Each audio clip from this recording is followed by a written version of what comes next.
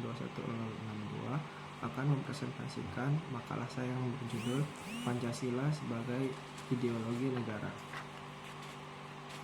Langsung saja. Pancasila sebagai ideologi negara memiliki pengertian. Ideologi berasal dari bahasa Yunani yang diambil dari dua kata, yaitu idea dan logos. Idea berarti ide, gagasan, buah pikir atau konsep, sedangkan logos berarti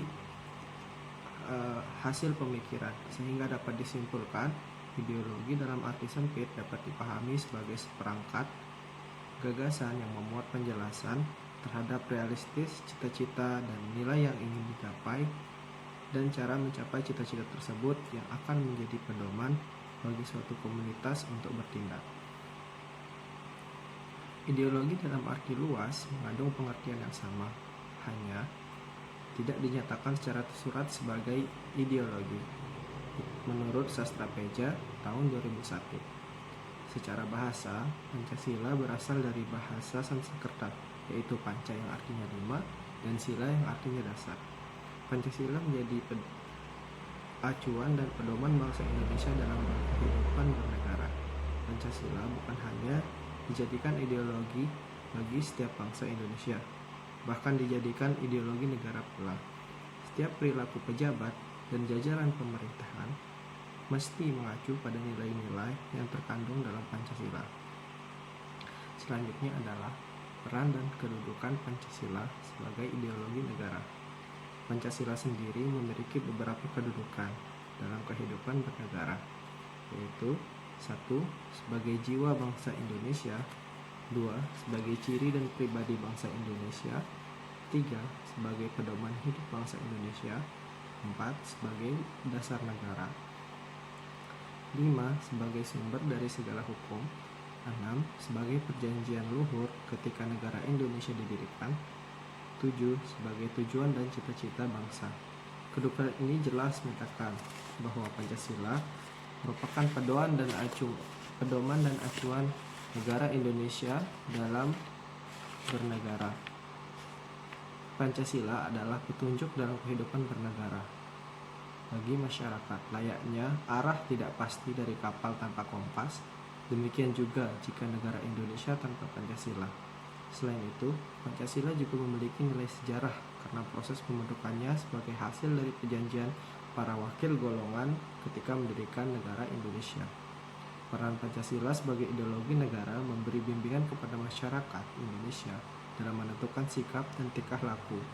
Nilai-nilai yang terkandung dalam kelima asas Pancasila dijadikan patokan aturan oleh bangsa ini dalam berbuat dalam kehidupan masyarakat serta bernegara. Kedudukan nilai-nilai yang terkandung dalam kelima asas Pancasila adalah sebagai aturan tentang moral. Oleh karena itu, pelaksanaannya juga harus berdasarkan pada keyakinan dan kesadaran penggunanya.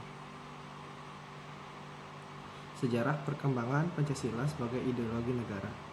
Ideologi Pancasila pada zaman Orde Lama.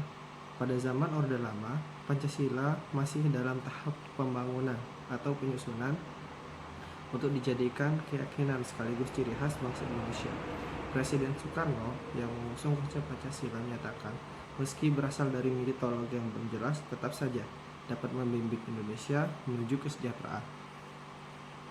Lalu yang kedua, ideologi Pancasila pada zaman Orde Baru. Pada zaman ini, gejolak politik di Indonesia sangat mengkhawatirkan. Dimulai dengan pecahnya peristiwa G30 SPKI, kemudian peristiwa dikeluarkannya surat perintah 11 Maret atau yang biasa kita kenal dengan Super Semar pada tahun 1966. Walaupun pemerintahan Orde Baru berhasil mempertahankan Pancasila sebagai ideologi negara, tetapi pelaksanaannya pada tahun-tahun selanjutnya ternyata malah keluar dari jalur.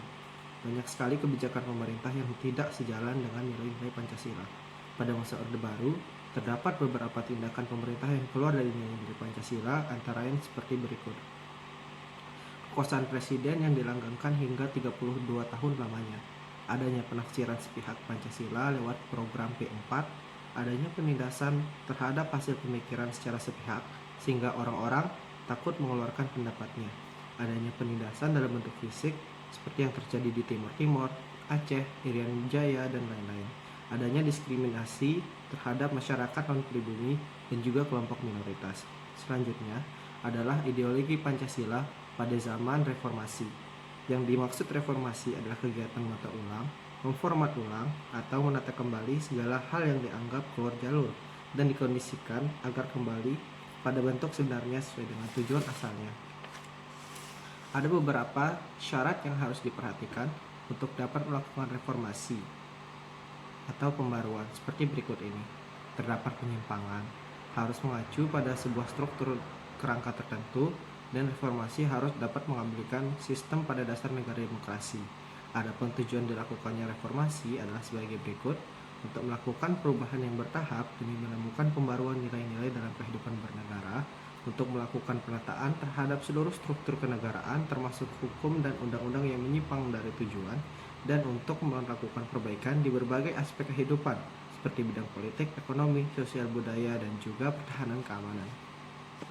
Pada masa ini, Pancasila yang awalnya merupakan sumber dari nilai serta acuan kode etik bagi negara serta aparatnya ternyata berubah dan dijadikan alat untuk menghalalkan kegiatan politik di negara Indonesia. Segala kegiatan politik mengatasnamakan Pancasila, padahal pada kenyataannya nilai-nilainya bertentangan sama sekali.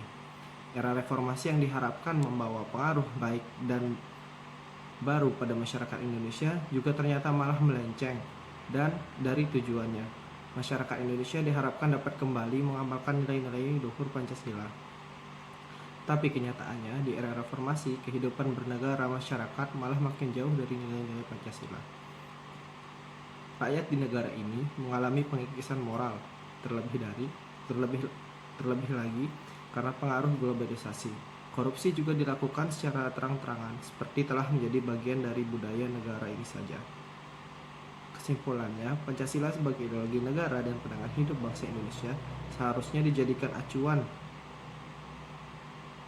dalam kehidupan sehari-hari. Walaupun arus globalisasi masuk ke negara ini sangat kencang, seharusnya Pancasila bisa menjadi filternya. Nilai-nilai luhur yang terkandung dalam setiap sila Pancasila harus dapat menjadi penyaring bagi kebudayaan asing yang mencoba masuk negara dan merusak tatanan negara Indonesia.